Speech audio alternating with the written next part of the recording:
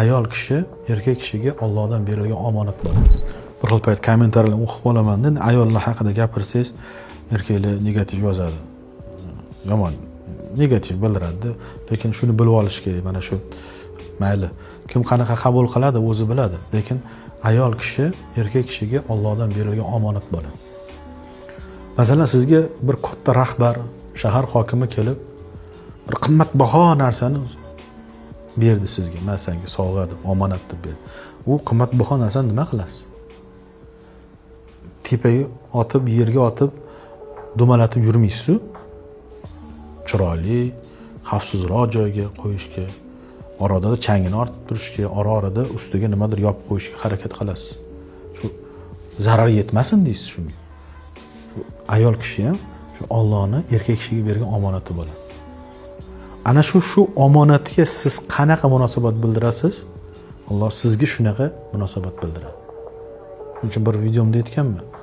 Muvaffaqiyatli odam bo'lmoqchimisiz, sizga tegishli ayollarga, ayolingizga, qizlaringizga, onangizga, singlingizga, opangizga yaxshi munosabatda bo'ling deganman. Tegida shu narsa yotadi.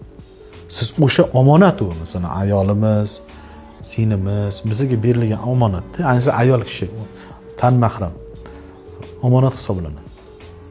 Shuning uchun oilaviy munosabatlarda eng katta bugungi meni o'zim baholashimdagi eng katta muammo erkak kishini ayoliga bo'lgan e'tiborini kamligi. To'g'ri bor, e'tiborni ham zo'r qilib qo'yishadi, bunaqalar bor, lekin asosiy band, choyxona bilan band, ulfatlar bilan band, ish bilan band, biznes bilan band, juda band, hamma narsa bilan band, lekin aynan ayoliga kelganda ayol kishiga nima ko'p narsa kerak emas unga. Ayol kishiga tillalarni bermang, ayol kishiga tam dollarlarni bermang. Dollarlarni bering, e'tibor bermang, qabul qilmaydi. Lekin nomiga kichkina narsa berib turib, yaxshi e'tibor bering. Sizdan yaxshi odam bo'lmaydi uning uchun.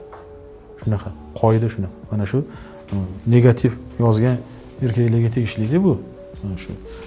Shu omonat bo'ladi sizga, o'sha Alloh shu ayolingizni sizga omonat qilib bergan, sinov uchun bergan aslida.